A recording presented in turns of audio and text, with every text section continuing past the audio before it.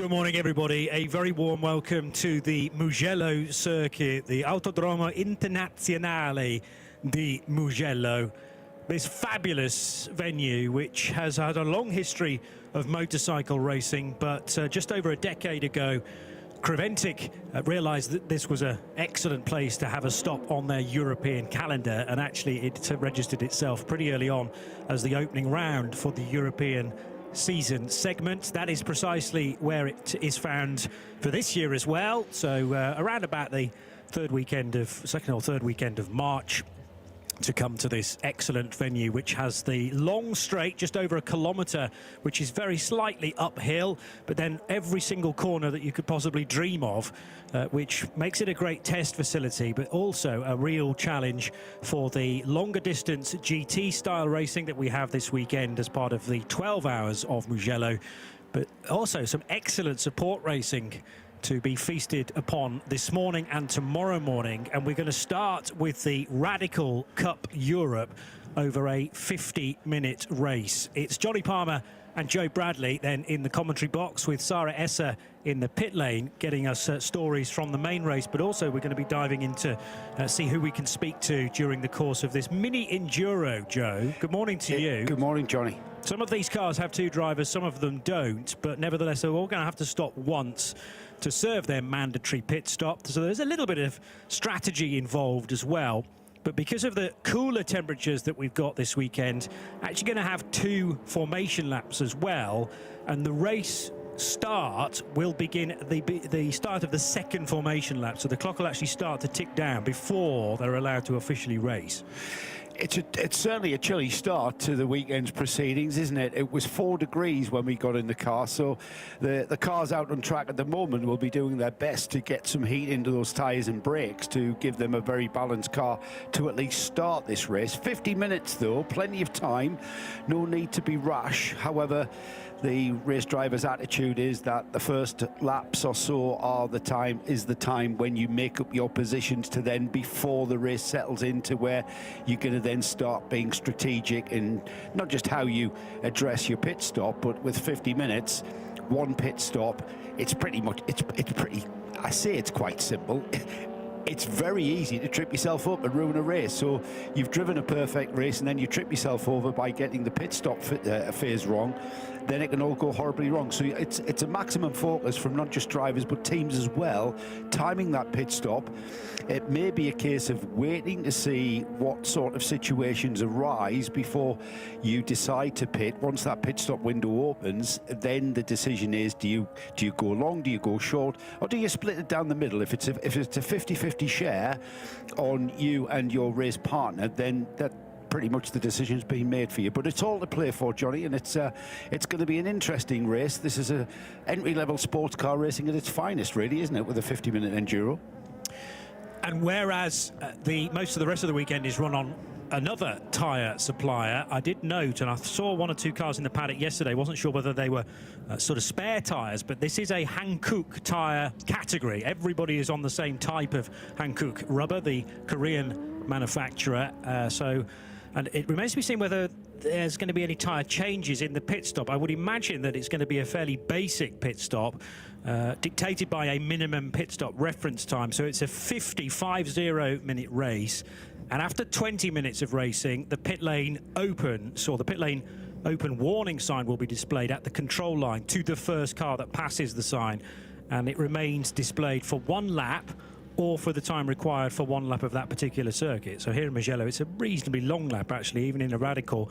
And after passing the displayed board on track, competitors may enter the pit lane to make their mandatory pit stop. So that's on the next lap around. The pit lane will remain open for 10 minutes. So 50-minute race. Effectively, the pit lane is open from the 20-minute marker through to the 30-minute marker. And then the final 20 minutes, you should have made your pit stop, and if you've got a second driver, that second driver should be at the wheel by that point. And with only that short pit stop window, you've maybe got 3, maximum of 4 laps before you really need to decide. So you can let the pit stop window open. You've then got to decide whether or not you're going to come in, but you've probably got about 3 to 4 laps to make that decision. So it's kind of the decision is made for you in this kind of racing with a mandatory stop. So tactically, there's all you've got to do is get the pit stop right and make sure that you don't speed. You meet the required mandatory time, that you don't come underneath that time, because then that will hurt you massively. And it doesn't matter how fast you drive on track, you're making up tenths of a second on your competitor, but to regain a 5-minute penalty, let's say, then that is really, it's going to ruin people's races. But that's the drama, isn't it? That's the intrigue, that's the excitement that we have in front of us. And if it was all so very easy, we'd all be doing it, Johnny. You're not sat in this commentary box, quite frankly. True. There's a reason why we are positioned where we are this weekend. The other thing that we'll need to pay attention to is that most of the cars have a solo driver. There are only two with two pilots, they being the 17 RJ Motorsport entry and the Step Motorsport number 38 for Sebastian Schou, who shares with fellow Dane Morten Stromstedt. But if you're a bronze driver on your own, a single driver in the bronze category, you don't have to take any extra time in the pit stop. What I don't have at the moment, because it's not issued in the overall sporting regulations, is that minimum pit stop reference time, because it'll alter from one circuit to the next. So I'll put that on my list to investigate for tomorrow's race. But there's extra time added if you are a silver driver on your own. And it's a big penalty, actually, an extra 20 seconds for all of the silver racers, like Marcus Littlewood, like Victor Ionescu, like not John McLeod. John McLeod is a bronze, so he'll be able to spend 20 less seconds in the pit lane. The drama has already begun, Johnny, because our pole sitter, Sebastian Schou, for the Step Motorsport team, has already had an off on the outlap. He's just had to be retrieved from a gravel trap, what looked like there. We saw that on the replay. He's been able to line up on that pole position, so no harm, no foul. I'm not sure whether the stewards will have a look at that again, but it seems to be that he's been allowed to take his place on pole position. So cold tyres, like I say, very, very cold this morning, 4 or 5 degrees. All right, that temperature's going to rise as the sun's coming up, and there's a little bit of warmth in there.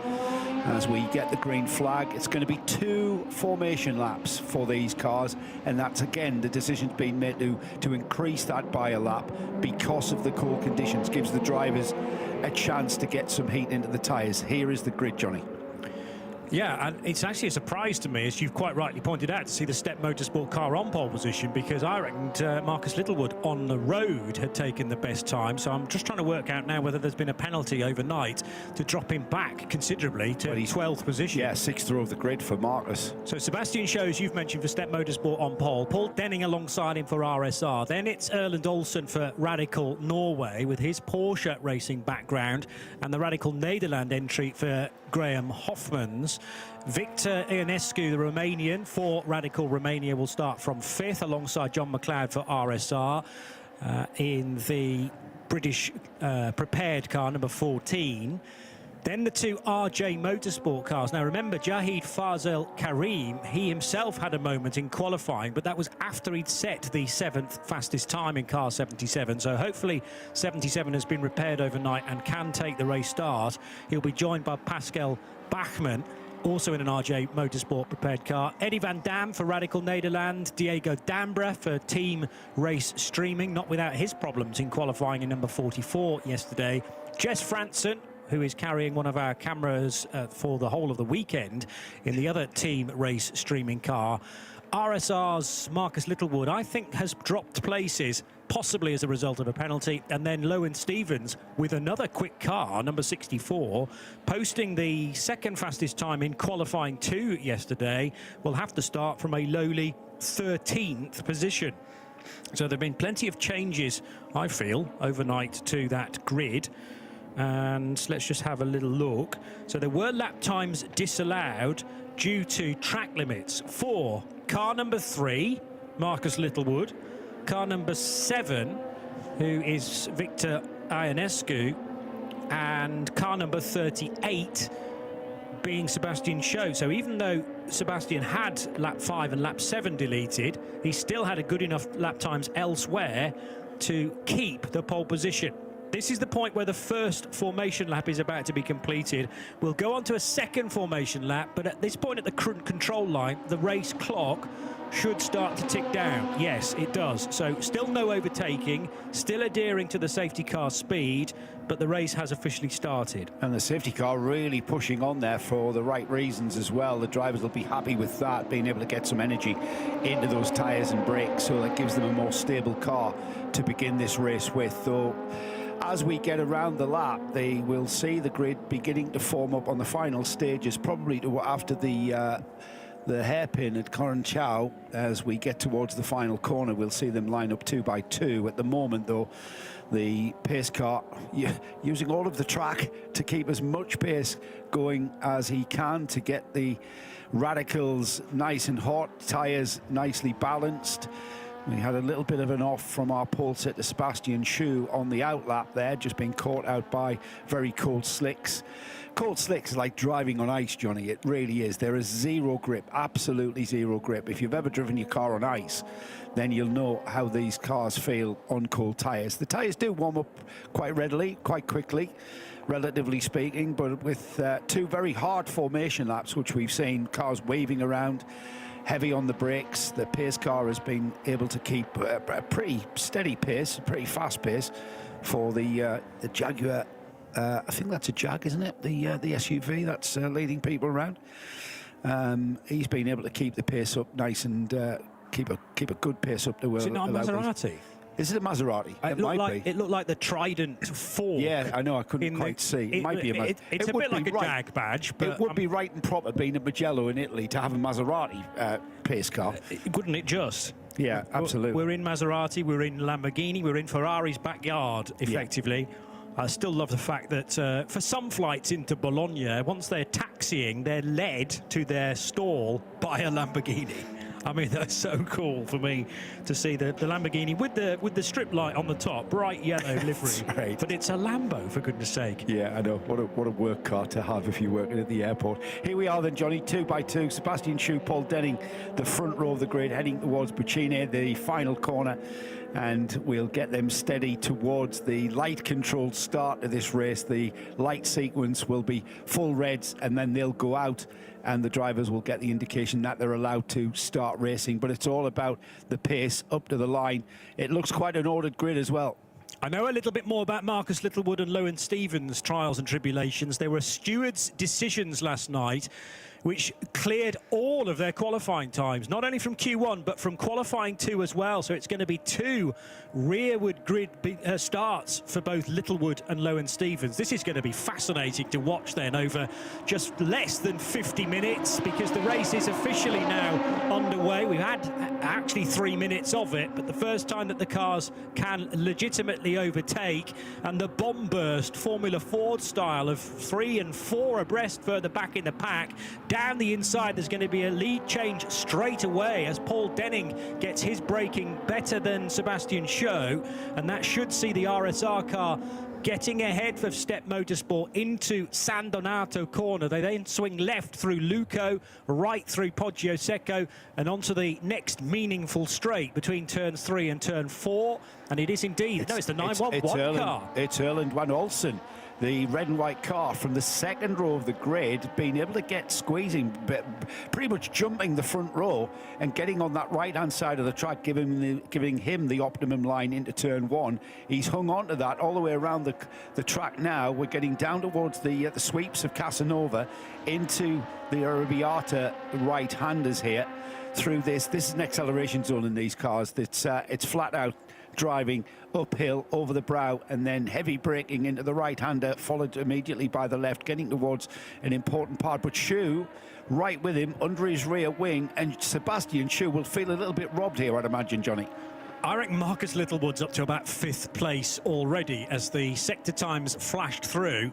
The order on our timing screen won't change to its new position until the end of the lap, but you can identify where cars are through the sector splits, and Littlewood is coming at unabated speed. He might already be up with the top 3. I think there's a bit of a gap before then the 5th place car. of Littlewood, but it's not long before he'll be able to catch this quartet, and no doubt about it that Erland Olsen is under pressure in the Racing Norway Radical. 911 is its number, but being hunted back down by both Sebastian Schou and Paul Denning. So where's Littlewood in the shake-up? He's third. Wow. So he's right with these two now. I did say, Johnny, that the first lap or so is where you make up your time. Well, Marcus Littlewood has gone from 10th to 3rd. The number 3 here being challenged a little bit by Paul Denning, who feels, who is this masked highwayman who's just come up and taken by 3rd place. Around the outside goes Littlewood on Schou. They're going to come out of the left-right and heading down towards the section of track now that leads towards it's downhill from here, Johnny, and Littlewood already up to 2nd, and before long, I think before we even get to the Arrabbiatas through Casanova, the downhill right-hander, and then left towards Arrabbiata, he's going to be challenging the lead on Olsen before we get around this lap, I would think. Well, those stewards' decisions overnight have inadvertently turned this race into a bit of a handicap affair, in that, you know, you start clearly the fastest car in the field on the back row. It's like a reverse grid race, but Littlewood is making a mockery of that scenario as well, because he's already up to 2nd position and now trying to pressurise the race leader, Erland Olsen, the Norwegian, into maybe a mistake. Actually, Marcus might not need the mistake, because he's so good on the brakes into San Donato, turn number 1, might even be able to overtake the race leader around the outside, having taken away a few of them in the same style a lap ago. Lowen Stevens' progress through the order is not quite as eye-catching as Littlewood's has been so far. Lowen Stevens ended the first lap in 7th place. Here we go, though. Yeah, Littlewood positioning himself right under the rear wing of our leader, Olsen. They fire out of the final turn of Bicene, down the 1.1 kilometre straight now. Littlewood getting into the slipstream. Can he get the toe to pull alongside Olsen into the braking area at turn 1? We're going to see as they pop over the brow, and it's side-by-side action here.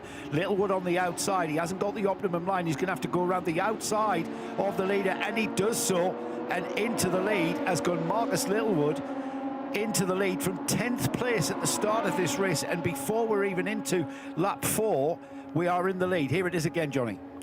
So, not really being thrown out of his stride into the braking area. There was almost a bit of door banging as they hit the brakes there, but Marcus Littlewood not to be phased at all, and the car looking very stable indeed in lane 2 around San Donato, and now as he exits Poggio Secco, in fact he's further around the lap than that, going down the hill into Cervelli and into Casanova. Littlewood starting to open up a gap on the new 2nd place car, Erland Olsen. So, good morning, Sarah Esser. You've, I know, been hunting around to find out precisely why those cars were put to the back of the field by these stewards' decisions. So what do you know?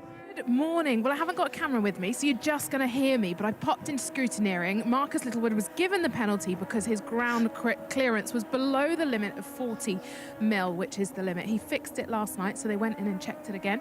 But he's made light work of that penalty and made his way back up to the top.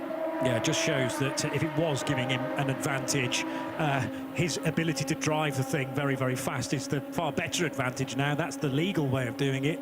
I'm assuming just a kind of clerical error, which then the car has to be semi-re-scrutineered to make sure the ride height is correct.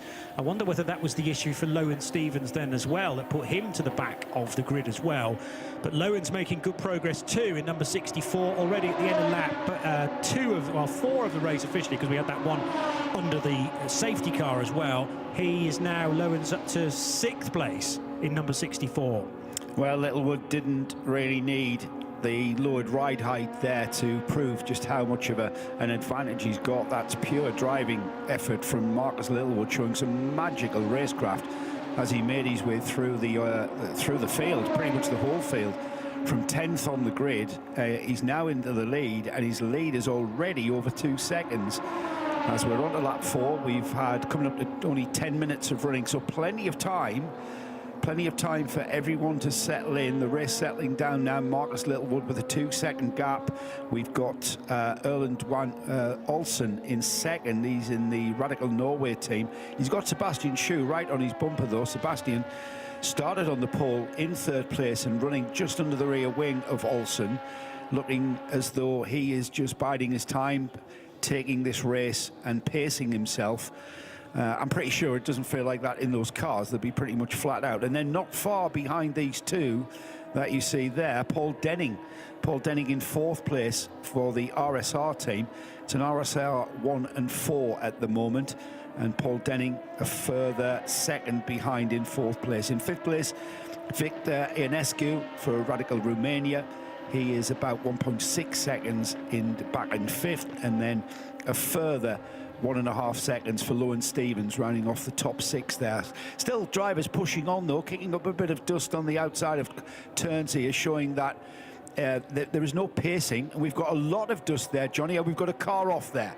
Not quite sure who it is. It's silhouetted as the sunlight glints through the dust as the dust settles, so to speak. All I can tell you, it's red. I fear it's Diego Dambra, because he's not completed the second sector, and his car is definitely red, the number 44, which was in and out of the pits during qualifying yesterday, and it's going to be a full course yellow within the next 10 seconds. So if there is to be an overtake down at San Donato for second place, it needs to be completed before the full course yellow is in place. That surely is a safety car as well, although it's just labelled as a full course yellow. So maybe in this championship you can have an FCY, which will be a designated speed limit, probably a code 60 effectively, that we get in the main Creventic race, the 12 hours of Mugello, without the need for an actual safety car. So if you're a fan of Formula One, this is like a virtual safety car, potentially, with everybody circulating at the same speed whilst the hazard is cleared.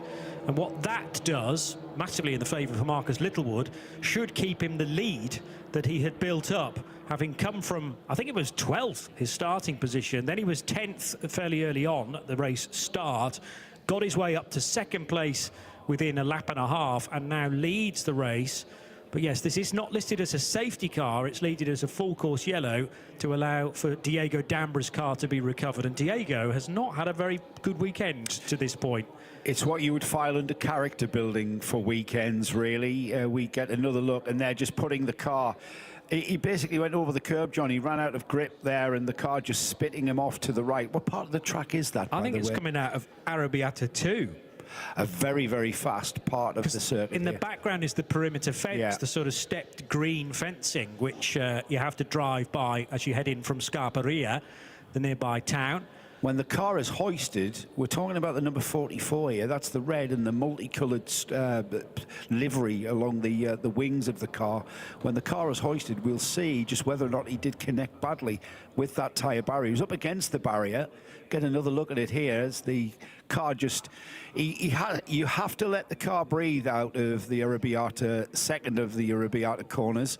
You've got to let the car breathe, and as that car is hoisted away to be recovered, it looks like he has connected the rear with that tyre barrier. The rear wing, is that rear wing all askew?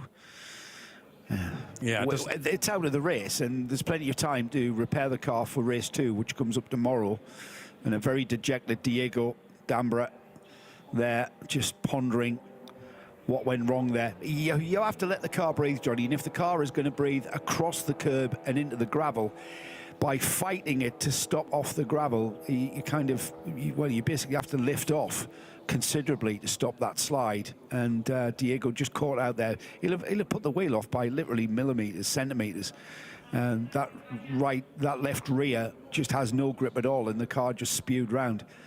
Hard to judge from what I can see through the scaffolding of the billboards there as to just what the damage is. But yeah, that rear wing is not at the angle it was meant to be. So yeah, a little bit of a repair job going to have to ensue on the number 44. It's certainly not as it left the Radical factory right now, but hopefully that is all repairable in time for, well, race 2's not till tomorrow, so I'm sure Diego Dambra and his team will have enough time in hand all day today to fix that car. And the shell is fine, it's just the peripheral sections. There is now a safety car out on track, incidentally, so we began with a full course yellow. just to temper the field as quickly as possible. And now they're all going to be gathered up behind the safety car, which is good news for everybody apart from Marcus Littlewood, because that 3-second lead or so that he did have is going to go up in smoke now. However, we know he's very, very fast, so it might give Erling Olsen a little shot in the arm. Big question is, how long is that going to last? Because I fear for Erland and for Sebastian Schou and for Paul Denning, the second part of this race is going to be waving goodbye to Marcus Littlewood. On the other hand, though, Marcus is a silver driver driving on his own. Erland is probably the same, though, in 9.11. Yeah, so the leading guys are all going to have to spend 20 extra seconds in the pit lane compared to the bronzes that are on their own. And now I've got to work out who is the best bronze. Might be Paul Denning in 4th position, because Sebastian Schou, well, races with a bronze. So again, that's a different scenario as well. Starting with a silver driver, handing over to a bronze. There are extra seconds that need to be served in a pit stop there as well, but it's not as many as 20. And Paul Denning under investigation for being out of position at the start. I didn't notice anything there, Johnny, so we'll leave that to the officials to sort out. But being in the entertainment business, which we are, safety cars are sometimes good. We had Marcus Littlewood, who had just over 3 seconds was the gap that he had, the lead that he pulled out before we went full course caution. That's obviously going to disappear. We're going to close the team, concertina the field up, and it's going to be race on again. We are just under 34 minutes of this race still to go, so plenty of time. And with the performance advantage that Marcus Littlewood seems to have, he's going to have to do that all again. So he's going to have to knuckle down and start refocusing and building that gap back up. The cars behind him, the red and white car, the white with the red trim along the bottoms of the car there, Erland van Olsen, getting ready for the restart by closing right up on Littlewood, and likewise Sebastian Schou getting ready. These drivers, Johnny, will be preparing to make the jump on whatever car is ahead, and that's pretty much the whole down the whole field. We've got drivers preparing in their head, getting ready for the restart, not wanting to get a jump, and already we've got people waving around and defending lines as we're about to go green. I would think the safety car has disappeared, and already we've got an overtake around the outside, and that was Paul Denning who's come around the outside, and I'm not sure he's allowed to do that. No, generally speaking, you're not allowed to change position until you reach the control line. So that's the fear for Paul Denning, is has he gained places? And I would suggest he has, because he was running in 4th behind the safety car, timed as being in 3rd at the control line, and now it's 3 abreast as Marcus Littlewood starts to ebb away at the head of the order. To the high line then is the number 38 car for 2nd position, and that is Sebastian Schou, but he's going to run out a bit wide, and Marcus Littlewood has a lock-up as well. Yeah, he did. He really went in very, very deep at turn 1 there and washed out there. Ended up, he basically, just off camera, had to collect that up and lost a lot of time.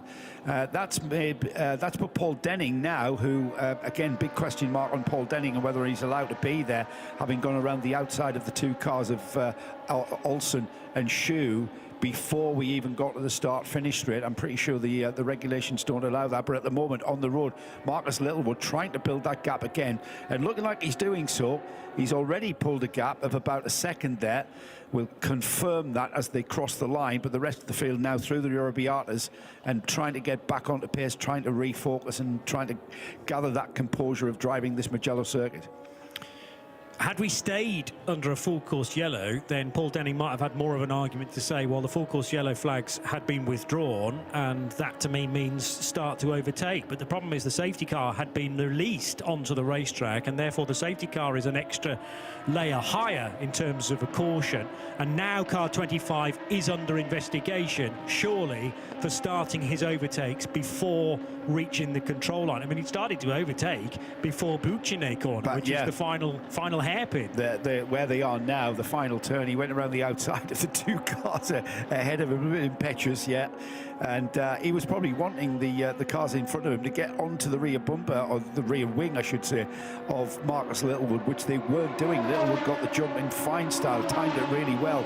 Let's see what the gap is at the front, Johnny. 1.7 seconds. Littlewood begins to build that lead, which was taken away from him when that safety car featured in this race. Paul Denning a question mark over his second place at the moment, but the race at the moment is that one there. Erland Jan Olsen and Sebastian Schue absolutely together, and Sebastian Schue, remember, started on the pole position, will be wanting to get ahead, but plenty of time, still half an hour, Johnny, and I've got pit stops to get through. Yeah.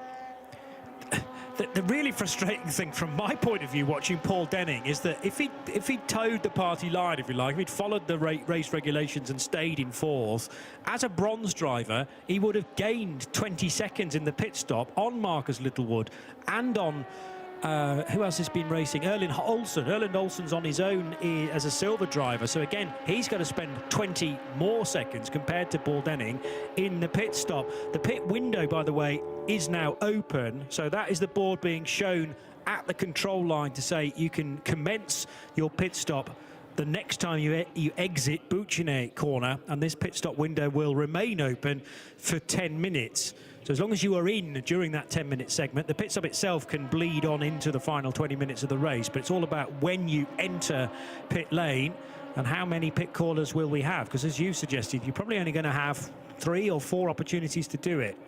And that depends on your track position, where you are on the track when that board was shown. So it's if you're sharing the drive, then you'll be wanting to split the race time 50-50, so you might not be one of the first in, but it depends on just how tactical or strategic you want to address the race. We had a car going slowly there, Johnny, being overtaken by a number of cars, and I'm not quite sure who that was. We'll be able to clarify that when we next get them by. What I can tell you is Marcus Littlewood has pulled out a gap of 3.7 seconds now on Paul Denning, and Denning himself got 1.7 seconds before we've got Erland Olsen and Sebastian Schue. These two here, absolutely neck and neck, really, just waiting for one to make a mistake. But are we seeing, did you say Olsen is the silver? Olsen silver, Littlewood silver. So Schue, if he's got that in his head, knows he's going to have a 20-second advantage at the pit stop. Well, Schue and Stromstedt, because they're sharing a car, are different again, because they have a driver pairing of bronze and silver, as in Schue's a silver, Stromstedt's a bronze. So they don't have a kind of base pit stop time. They've got to increase that by 5 seconds. So they have to spend 5 extra seconds in the pit lane, 20 extra seconds for Marcus Littlewood, who leads the race, and for Erland Olsen, who is in third on the road, but that might morph into a net second because of a potential penalty for Paul Denning.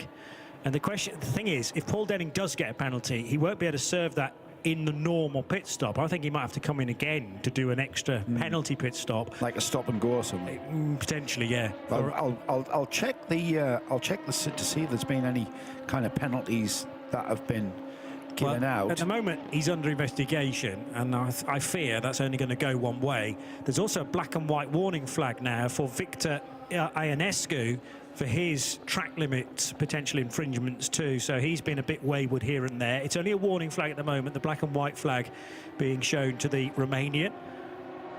And now the second and third place cars exit Bucine corner, and some of them are going to, no, none of them are going to peel off yet in the direction of Sarah Esser. Have you got any pit callers from further back down the order, Sarah?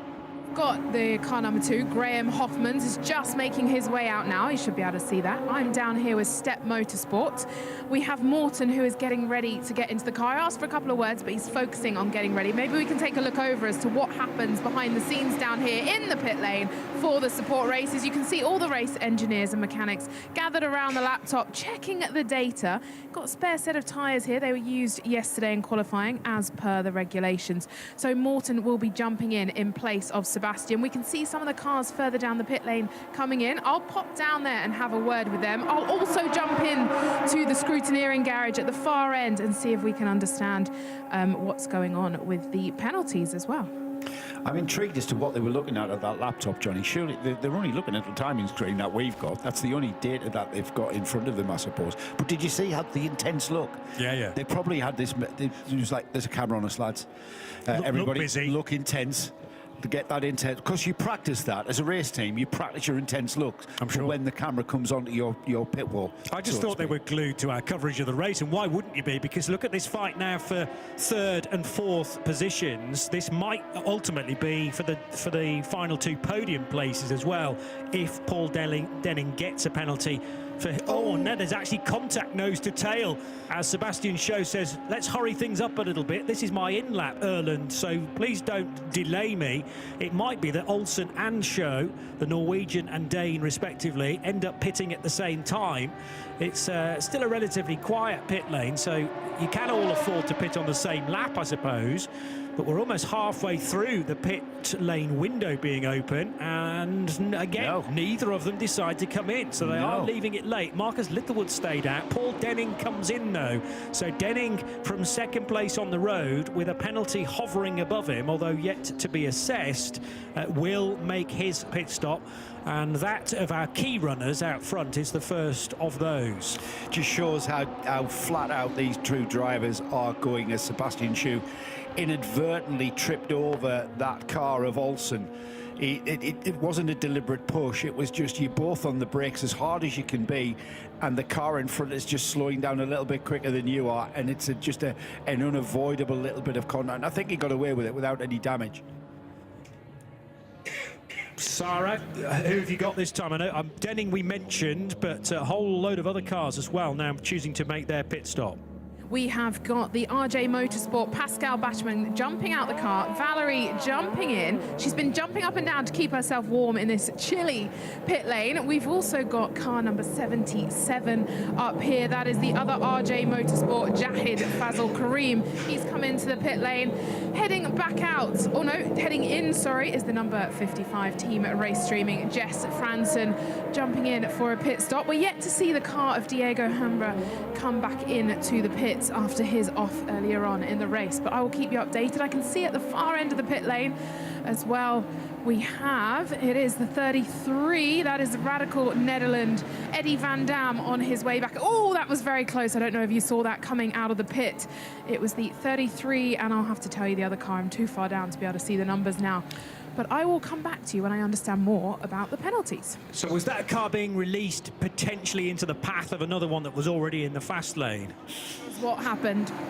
Okay, so there will be such a thing as an unsafe release that the officials will be looking at in pit lane as well. And what you can't do, like driving on the road really, at a T-junction, you can't make another car check up and have to hit the brakes because the car in the fast lane must have the priority. So let's hope that's not judged as an unsafe release, because it might also be a penalty. However, race leader Marcus Littlewood is in. And Sebastian Schou as well. Yeah. John McLeod pits. So that will leave Erland Olsen leading the race from Victor Ionescu. Was there more contact? No, that was the contact that we spoke about at the time, Joe. But a hurry-up warning from Sebastian Schou to say, come on, Erland, I can be faster through Correntaio corner. However, he doesn't want to be doing that too often, otherwise driving standards might be looked at, and it could be a warning too. And also, you're risking a little bit of damage to those winglets on the car. That will upset the balance of the aero balance on the car. You don't want to destroy any part of that spoiler. And I think that was just an inadvertent little trip up where you were braking as hard as you could, and the car in front braked a little bit quicker than you did, or slowed down a little bit quicker, and you ended up tripping over. Let's head straight back to the pits, though. Sarah's got something else for us. You can see Step Motorsport now, Sebastian Schou jumping out of the car. We've got Morten Stromsted getting back in. I'm actually on the pit wall, but I'm going to jump across and find out what was going on with that rear left tyre. I think maybe they were adjusting the pressures, just waiting for, this is car number 14 coming past me now, the RSR, John McLeod. He's heading back out. Let me see if I can ask what was going on with, I'm running over, with that rear left. Can you tell us what was happening with the rear left? Were you just adjusting the tyre pressures? Yeah, just purely bleeding tyre pressures, yeah. Oh, thank you so much. Looking good from Sebastian Schou. Sebastian, a couple of words from you jumping out of the car. How was it this morning? Yeah, a bit tricky. Yeah, conditions were really harsh, and I think we got caught on the back foot, and yeah, just hard driving behind Erland and trying to get it past when the wind, the downforce is gone, so yeah. Will you be getting back in? What's the strategy? What's the plan? I'll be getting back in the second half of race 2, so. Okay, perfect. Thank you so much, Sebastian. We'll see you later on in race 2. Thank you. Yeah, the regulation stipulating that one driver, if you've got two drivers, one driver does the start of one race and then the second half of the second race, just to ensure that everyone gets a chance to begin a race, really, and then the other one has a chance to bring it to the checkered flag, because there's always a different complexion to your role within each race. But the majority of drivers are staying in. As I say, it's only two cars that have two drivers. Valerie Bachmann taking over from Pascal, and now Morten Stromstedt takes over from Sebastian Schou. And the Schou-Stromstedt combination, silver and bronze, so I wouldn't expect Morten Stromstedt to be able to punch out the lap times quite as readily as Sebastian Schou, because he is the bronze of this precious metal system of rating drivers that the FIA adopt. So you have bronze, silver, gold and platinum, but there are no golds. I think platinums are not allowed to compete in this race championship at all. You could have a gold should you wish, but they would have to be partnered with a bronze. And actually on this occasion, this weekend at Mugello, there are no gold drivers. Paul Denning rejoins, and this is what I was talking about, Joe, because he can spend 20 less seconds in the pit lane. It was always going to be a massive gain anyway. He didn't need to start overtaking people behind a safety car. So he's got a lead now of 12 and a bit seconds. Yeah, almost 13, Johnny. That's 12.8 seconds, so almost 13 seconds. Paul Denning has pulled out. Still not sure about the restart. We wait to see if that transpires. Nothing being shown on any of our screens to say that that was under investigation or anything like that. So at the moment, we'll take it what we see in front of us, which is Paul Denning leading by almost 13 seconds from early leader Marcus Littlewood, who, remember, started the race after a penalty from qualifying, bit of a ride height infringement at post-qualifying scrutineering, put that car on the 10th spot on the grid. He came through to lead the race, and he had a huge lead by the time the safety car came out on about lap 4. Now we've got a chase on, though. Marcus Littlewood chasing down Paul Denning, and with 13 laps completed, still on that 12.8 second gap. Jess Frantzen crossing the line in 11th place, with Valerie Bachmann the only car behind Jess currently, because remember that retirement for Diego Dambra, and there is no opportunity, because this is not a full endurance race, i.e. like the 12 hours this weekend. That car out of this race, but is eligible to take the start tomorrow morning. Radicals won't be first out on Sunday. There'll be a prototype race first of all for the brand new Prototype Cup Europe, and then the Radicals will be second on the bill for Sunday here at Mugello. Erland Olsen rejoining now and into third position.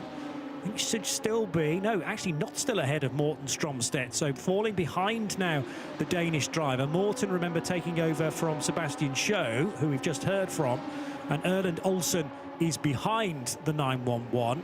Now, would we have expected that? Yes, because Erland Olsen, comparatively to 38, had to spend 15 extra seconds in the pit lane. So that was, I think, always going to put the Radical Norway car behind the Step Motorsport machine. Gap's come down to 10.5 seconds, Johnny, so it is coming down. For instance, to give you an idea of lap times, Paul Denning last time by 1 minute 52.6, Marcus Littlewood 1 minute 50.4. So he's going to be taking at least 2 seconds a lap out of him, as they're already in the world of bat markers as well. Marcus Littlewood just getting past the number 3 there of sorry, that is the number 3. Marcus Littlewood getting past one of our bat markers there and continuing to chase down the leader, Paul Denning, wanting to use the traffic as effectively and as efficiently as he can, because that will help him gain even more ground. But still, plenty of time here. 16.5 minutes on the clock still to race for, and I think that Marcus Littlewood will be very much in focus. He's pushing hard without over pushing. There we see him just using all of the curb, keeping the left-hand side wheels still on the track there, so not overdoing it as the leader has gone through. Let's see what the gap is. 8.8 seconds, so another couple of seconds taken out of the lead there. So it's not going to be long before we get Littlewood right under the rear wing of the leader, Paul Denning. We were speaking at length yesterday in the qualifying sessions about Radical's SR3 XXR car that everybody has at their disposal. They only weigh 625 kilos or so, so very lightweight machinery, a Hankook-controlled tyre, and this 1500cc engine, which is derived from a Suzuki power plant, but I think called an RPE engine. Because it's had so much development work inputted from Radical themselves. But what did we say? 232 brake horsepower? 232 brake horsepower. And 0 to 60 in 3 seconds. Well, 3.2 officially, but we'll call that 3 seconds. Let's round it off. Same as I'm going to round it off at £100,000 plus VAT if you want to buy a new one. So they are a proper race car. Carbon tub, sequential gearbox, paddle shift gearbox. They are and they are very, very good on track. The performance levels from the aero on a Radical is really hard to get your head around. If you've come from a non-aero car and jump into a Radical, the first thing that you notice is just how fast you can go through corners because of the aero on the car. It's a very, very good starter for maybe, you know, Road to Le Mans. We're going to see our prototype race out next. Start in Radicals, move on to the prototype challenge, Euro challenge that we're going to see next, and then get yourself on that Road to Le Mans. This is a great starter formula. There's no such thing as cheap motorsport wherever you start, and these cars are proper race cars. So yeah, they have that cost applied. So yeah, £100,000 plus VAT if you want to start Radical racing. But yeah, Radical Performance Engines are an entity in their own right, also based in Peterborough, just like Radical, the car company, are. But they work closely with the Suzuki motorcycle engines to then there may be a bit of tuning on, significant tuning to up the performance of the standard Suzuki power plant, to turn it into an engine that you can plug into a Radical then and make them go very quickly indeed, particularly here at Mugello. And how about this battle for third and fourth positions? Morten Stromstedt, who is bronze, remember, being hustled and harangued by Erland Olsen, and Olsen up the inside on the exit of San Donato to snatch third position away. And this ultimately could become second place if a penalty is sent in the direction of Paul Denning, who continues to lead, but now only by 7 and a bit seconds, but just a little bit too deep into San Donato at turn number 1, Joe. And a car width, a Radical's width, was issued or sent the way of Olsen, and he wasn't going to be asked twice. Well, remember, that's a role reversal, and back to where it was in the first part of this race. We had Sebastian Schue handing the number 38 to Morten Stromstedt, and Stromstedt already coming under pressure from the number 64 of Lohan Stevens now, so about to lose another place there. So Stevens up into 4th, Stromstedt down to 5th place now, as the yellow and black car, the number 64, chasing after Olsen. Erland Olsen has disappeared up the road already, so Erland Olsen onto that third and final step of the podium. Marcus Littlewood, update on the lead battle as Littlewood just comes across the line now. The gap was 7.3, it's now 5.7, Johnny. So with 12 minutes remaining, I would suggest in maybe 3 laps' time, we might have a change for the lead. And he's just done the best Sector 3 time of anybody. That goes purple. I'm sure he's not going to stop there either, Marcus Littlewood. His experience of this track is unknown to me, but I would imagine he probably has been here once or twice before. And because Radicals are fairly closely associated with motorcycles, mainly with their power plant, then the momentum circuits that are so good for a motorbike, I'm sure it's a lot of fun in a Radical for the same reasons. They're relatively narrow cars, so you can get them two abreast in most of the corners here. And Marcus Littlewood's opportunity to overtake Paul Denning will be numerous. He's going to have to think about the best place to do it, though, in the final 10 minutes or so. Still got 6 seconds to find. But in the chasing RSR car, we also must remember that Marcus Littlewood comes out of the same camp as Paul Denning. They are teammates at RSR, so it'll have to be a clean overtake. And also, you know, does Paul Denning think, well, the chances are I've got a penalty coming my way, so I'm not actually going to fight it too much, just knowing the speed advantage that Littlewood has got? I think looking at the Marcus Littlewood performance that we're seeing here this morning, I'm not sure Paul Denning has got any kind of tools in the toolkit to stop Littlewood coming through. I'm not sure you can defend to that extent. Cars 14 and 25, 14 being John McLeod, but significantly 25 a drive-through penalty out of position at the start. Now I think that's the restart, Johnny.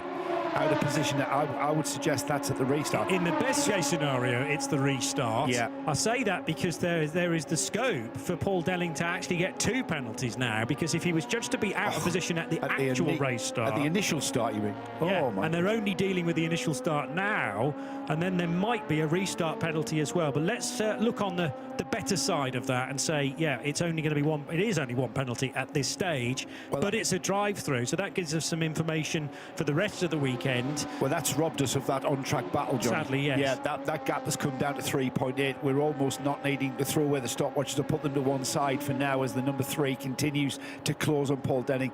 That's now futile, because Paul Denning is going to have to visit the pits and take a stop-go penalty. It was a stop-go, wasn't it? Drive-through. Sorry. Yeah. So a drive-through, that's going to cost him time. He's going to drop down the order somewhat to about 7th or 8th, I would think, with that drive-through. We'll see when he comes to take that penalty. At the moment, though, the number 25 there, the black car with the yellow and purple livery, is making his way around the circuit. Whether or not he's been made aware of that penalty and the fact that he has to come in and take a drive-through remains to be seen. We'll wait and see.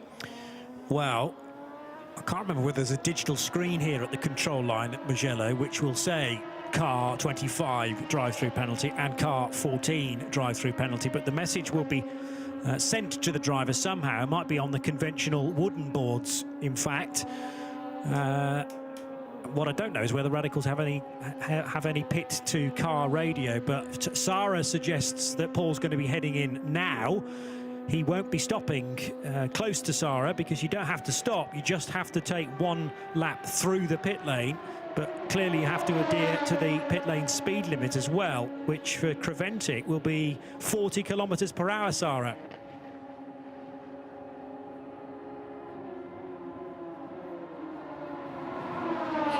Signalled where to stop in the pit lane. I believe camera is on him now, so you should be able to see. And you'll see the mechanic just sprinted right up to the end of the pit lane to make sure. He doesn't have to stop, Sarah. He has not stopped. He's gone all the way through. Yeah, fine. I'll have a quick word with the mechanic and understand exactly what he was signalling to him. I'm just catching up with him now. It was a drive-through penalty, Sarah. It was a drive-through penalty, but what were you signalling to him just to keep going? Yeah, I just didn't want him to get confused and stop in the box. So we had a discussion at pit stop, and he was kind of expecting it anyway, so. Caught you a little out of breath. You sprinted up here. But how do you think that's going to affect the race between him and Marcus? I think Marcus has got it for sure. He was taking chunks of time out of him anyway. So yeah, we're looking forward to RSR having a good race. Yes, definitely. Good team effort. I'll let you get back down to the other end now and catch your breath. Still my concern, though, Sarah, and we'll have to wait and see on this, is whether Paul's going to get another penalty way out wide, by the way, out of Podium Secco for the number 64 car, and that is Lowen Stevens, who's a very quick driver. Had all his times stripped from qualifying yesterday, again because of being beneath the ride height level of 40 millimetres. But Lowen Stevens has lost none of his speed overnight and is now up to 4th place. Paul Denning has rejoined in what looks like second. It just shows that even a drive-through penalty, it's the gain that Denning got in the pit stops of that 20 seconds that even a drive-through penalty isn't going to negate too badly. Erland Olsen still in 3rd, thinking, well, what do I need to do to pass Denning? I think that will sort itself out next time by, to be honest. With Paul Denning showing on an outlap, I think he's actually behind Olsen, Stevens and Stromsted on the road. But again, we'll wait and see, because there was huge gaps of, I think he's going to drop maybe just behind Stromsted or just in front of Morten Stromsted. Yeah. That won't reset, of course, until they complete this lap. And you're dead right, because Denning now has dropped, well, he's only dropped 1 position. So Erland Olsen did indeed sneak into second, but Denning is third ahead of Lowen Stevens. And Yeah, if only he is. I'd looked at the screen, I'd be able to And if tell only that. Stevens hadn't lost that little bit of time by running wide, and I know that's not really being overly critical, because you are pushing on Lowen to make up for that penalty that you acquired in qualifying, which has just brought to mind, I'm ahead of the game here, Johnny, but I'm thinking about tomorrow already, just as RSR are with Paul Denning. Did those penalties affect the second qualifying session as well? So they'll be starting near the back tomorrow in tomorrow's race as well. Yeah, same ride height for both sessions, because there was only 5 minutes between the two of them, and it clearly states on the timing sheet that was issued after qualifying 1 and 2 that all times from both Q1 and Q2 are deleted for car number 64 and car number 3. So that's Lowen Stevens and Marcus Littlewood. It's fun for us because two of the quickest drivers in the Radical Cup Europe for 2026 are put to the back of the grid. That's not a regulation. That's just because the cars were running too low on their ride height measurement. And I bet it was only by a millimetre or so. It'll be a small amount. The way it's done in some championships is that it's a block on a roller, and if it doesn't go underneath the car, then that's you failing the ride height. And it can be a screw or a bolt poking down. If the roller doesn't go underneath, then you feel the ride height, even though it hasn't. That bolt's poking down is sort of an oversight. Or it might not be that it might be the car level's perfectly fine, but a bit of the sill's hanging off, for instance, or the bit of the splitter. And if like you say, if the roller's just obstructed and won't go underneath the car, even though there's actually enough room between it, you fail the ride height. When I was involved in BTCC, we had a ride height infringement on a random check in a qualifying session, and we were underneath the ride height. So we came in and we adjusted it and sent it back out. But you've got to come back in and get it checked immediately on your in lap. On the out lap, having had the ride height just put anywhere above where we need to be, again, you're really pushing the envelope by running the car low for the aero effect that gives you. He clobbered a curb on that out lap, and it ruined the splitter at the front of the car. Yeah. So when he came in, we filled the ride height again because of the broken splitter. That was the recheck. That was the recheck, yes. But because of the broken splitter, we filled the ride height check, which put us out of qualifying. That's a long story. 2 strikes and you're out. Paul Denning is not far away from the speed of Erlend Olsen now, by the way, and this is a real fight for second and third positions. Let's forget about penalties for the time being, because Denning has served 1, and let's hope that is now him on an even keel again. But Denning, who's bronze, versus Erlend Olsen, who is silver. And Olsen at times has a bit of a handful of a car as he turned right there into Palagio corner. So 3 and a bit minutes to go, but second place well and truly up for grabs, Joe. Yeah, absolutely. We're going to see a race 3 minutes. So that's about 2 laps more of racing before we see checkered flag. It's going to be Marcus Littlewood who's invariably going to be the driver that sees the checkered flag first. But this is a race for second place here. Olsen in the white car ahead of the black and purple car of Paul Denning. And Denning just moved. We don't really need a stopwatch anymore, do we? These two absolutely flat out. You can see that. Flat out without going over driving there. Nice smooth entry onto this very long straight here at Mugello, and we'll see if Denning can close the gaps as we get towards the braking area. And look at Lowen Stevens, the yellow car bearing down on Paul Denning as well. So it's a 3-car battle for second, third and fourth place, with Stevens done out of the reckoning. Yeah, our drone pilot for this weekend was giving us a perfect view of second and third, but what hadn't creeped into frame at that point was the Lowen Stevens car, who was very much in attendance for RJ Motorsport. It's a shame this isn't for the race lead, but it's for second, third and fourth, so the next best thing, and 3 different teams involved, as well as clearly 3 different drivers. Radical Norway for Erlend Olsen, RSR for Paul Denning, and RJ Motorsport for Lowen Stevens in the bright yellow number 64. They head down the hill through Cervelli and Casanova corner, and this is Arrabbiata 1, which is a corner really where you're trying to get the perfect line into Arrabbiata 2. That's the more crucial of the 2 high-speed right-handers, but the second of them is blind, and you reach the crest right past the scene where Diego Dambra was having his moment towards the start of the race.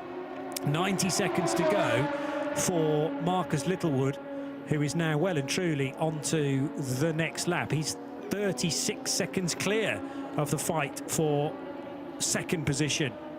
And this, therefore, will be the final lap of the race for Marcus Littlewood. Yes, Marcus Littlewood onto the final lap then, inside the time. A little bit of dust there, not sure who's created that, but this is the battle for second that we are going to be glued to. We'll try and get back to Marcus Littlewood as he crosses the line, but things have settled down now. Olsen, Denning, Stevens, they've pulled out, they've been able to bring out something from their toolkit, and they've been able to up the pace somewhat. Their lap times all very, very similar in the mid 52s. And with the race to the flag now, on to their final lap, none of these cars looking like they're in a challenging position, or are they now going to close the gap up to be in a challenging position at that vital time towards the end of the lap going into, say, Puccini. There's the leader, the number 3 Littlewood, on his way through the left and right, or the right and left as it was there, of Scarperia and Pelagio down towards Cornentiao. The right-hand hairpin, that brings you towards the final stages of this lap at Mugello. It's the Fast S, Buonandetti's 1 and 2, and then on to Puccini, the final corner of the race. This one, Johnny, as Littlewood from 10th on the grid into the lead after that qualifying infringement there, and showing that he is the man to beat this weekend here at Mugello. And also pegged back comparatively to the bronze drivers that he's racing against this weekend by 20 seconds in the pit stop. So he had to gain that as well on Paul Denning and others, but he's done it with aplomb. And Marcus Littlewood is the first winner of the season, therefore, in the Radical Cup Europe. Race 1 going the way of Marcus Littlewood for RSR. And it is more than a comfortable margin. It's going to be nearly 40 seconds by the time that Erland Olsen and Paul Denning and Lowen Stevens cross the line. There's just a big question mark as to which order they're going to be in as Denning rounds Buccine corner. He had to serve that penalty mid-race for being out of position at the race start, and Lowen Stevens has been pressurising him from the rejoin from that penalty pit stop. Look at Erland Olsen's jubilation as he heads across the line there, jubilant at a second-place result. I think he knew he was going to really struggle to beat Marcus Littlewood in a 50-minute race, but second place was the next opportunity for him, and he has done that as well, despite huge pressure. And after the flag, no, before the flag, Morten Stromsted has had a spin in car number 38, coming out of Buccine corner. That car, Johnny, started on the outlap with a spin, with Sebastian Schur at the wheel. It's ended the race with a spin. It seems nice symmetry, really, to start and finish with a nice little pirouette there. True. We can tell you Stromsted has come through in 7th after being one of our early leaders. But what a race this was. So was there contact? It's a cracking race. That might be the case. Or was it all on? No. Morten made that error on his own, and actually great reaction driving from Victor Ionescu in the number 7 car to just edge the steering slightly to the right when he's committed to the left-hander at Buccine, but he needed to steer around the spin for Morten Stromsted, and Morten, because of that mistake, drops 2 positions. He would have finished 5th. He has to make do with a 7th place result, sharing that with Sebastian Schur, his silver driving teammate, who did the first half of the race. But how many more plaudits can we launch in the direction of Marcus Littlewood? He's the class of the field, no doubt, but he's having to do it the hard way this weekend, having failed that ride height check yesterday evening after both of the qualifying sessions. All of the times, therefore, were effectively deleted, and therefore having to win races from the back of the field. He's going to have to do that again tomorrow, Johnny, because he's going to be starting at the back with that qualifying infringement.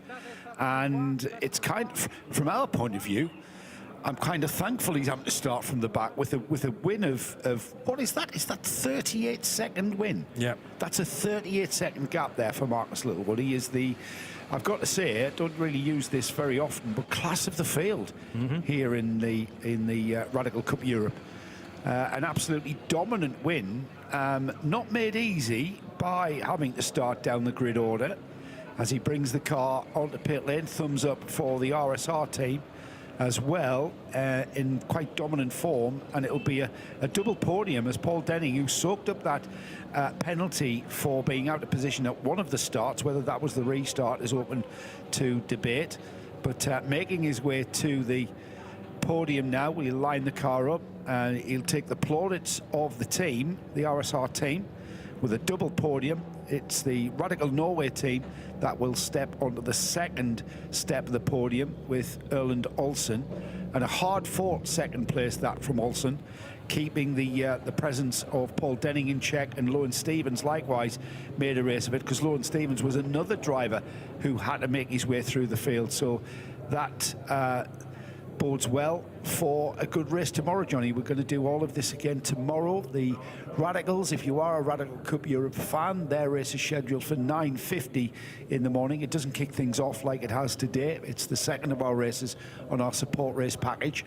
9:50 tomorrow for their race start again, but we've still got our podium presentation to get through. Well, fans and followers of Radical Racing in the UK will know all about Marcus Littlewood. He was a Motorsport UK Academy Driver of the Year in 2023. He was an SR1 champion in the United Kingdom in 2024, and then became the SR3 UK champion in 2025. So the following year, stretching the bounds or the perimeters of his opportunity into Europe now, and Marcus Littlewood a winner again. So potentially starting another championship winning campaign in 2026 with a 38-second victory for Marcus Littlewood in RSR over Radical Norway's Erland Olsen in second position. Then Paul Denning in that, after that mid-race penalty where he had to take a drive-through, finishing as the best bronze racer and therefore making the overall podium. RJ Motorsports' Lohan Stevens finishes fourth ahead of Radical Romania's Victor Ionescu, Graham Hoffmans and Morten Stromsted sixth and seventh for Radical Nederland and Step Motorsport respectively. Jahid Fazel Karim coming back from that crash yesterday to finish in eighth place ahead of Eddie Van Dam and John McLeod. And outside of the top 10, in 11th place, Jess Frantzen, the first of two Spanish drivers, or Spanish licensed drivers, the team race streaming entry ahead of Valerie Bachmann, the husband and wife duo of Pascal and Valerie Bachmann for RJ Motorsport. They were 12th, and Diego Dambra listed as 13th, but remember he was a non-finisher as the checkered flag was shown after a spin out of Arrabbiata 2 during his opening stint. Podium not that far away then for the first Radical Cup Europe race of the year. And don't forget that there are many more races to come for the Radicals. An 8-race campaign similar to the Prototype Cup Europe cars that are about to head out for their first race of the weekend. But that'll be after the podium for the Radicals. And I'm hoping that this is a true podium, because, as I say, there was a slight bit of confusion in my mind about the penalty issued to Paul Denning, and whether that was being out of position at the official start of the race, i.e. when the safety car peeled off the track and into pit lane, or whether that was the penalty for Paul Denning starting his overtaking whilst that safety car, when the safety car came out to recover Diego Dambra's car, whilst that safety car was out for a second time. But let's hope that all the penalties that needed to be served have been assessed and served, and that is now a true podium, which sees Marcus Littlewood win, sees Erland Olsen in second position, and in third place Paul Denning as the bronze winner. And we will turn our attention to prototypes very shortly indeed. You can stay with the Creventic Motorsports TV channel on YouTube to make sure you don't miss a moment of the first race ever of the Prototype Cup Europe. It used to be known as the Prototype Cup Germany when it was only based in that country, I think with possibly one away weekend. But after success in Germany, the Prototype Cup Europe now goes it alone and away from a partnership with the ADAC, which it used to have. It is now entirely a Creventic promoted and organised championship. And the Prototype Cup Europe is going to be a fun one to watch as it grows its numbers through season 2026.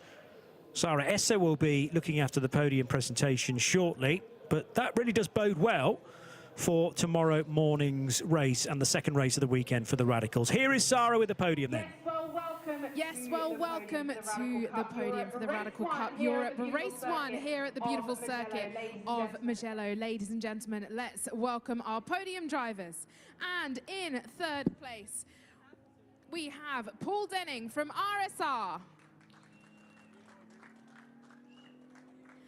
And our runner-up is Erlen Juan Olsen from Autotech Sport AS. And to our race 1 winner, Marcus Littlewood from RSR. Now it's time for the national anthem of our winning driver, national anthem of Great Britain.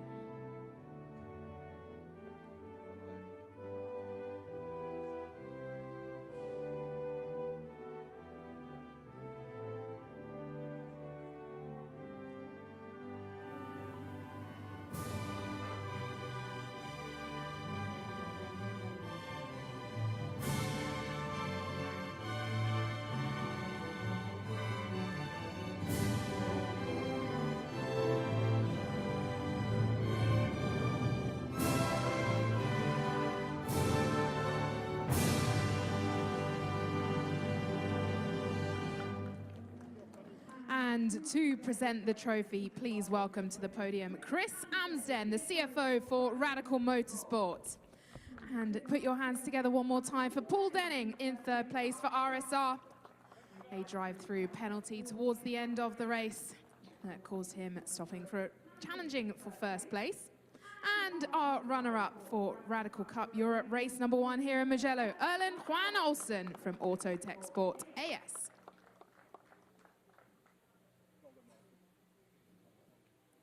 And an incredible race from our winner. Please put your hands together for Marcus Littlewood from RSR. Gentlemen, if you can raise those trophies nice and high for a photograph. Hold them up. We're going to get a big picture. You can hold them up all together, and then we'll get on to the fun bit of the champagne. Okay, well, it is time for the champagne. Podium done for the first race of the Radical Cup Europe, but don't forget tomorrow's race, which is round 2 of the 2026 season. We'll have that covered right here on the Creventic Motorsports TV channel on YouTube, and the Radicals due to start their second race at 10 to 10 local time tomorrow morning.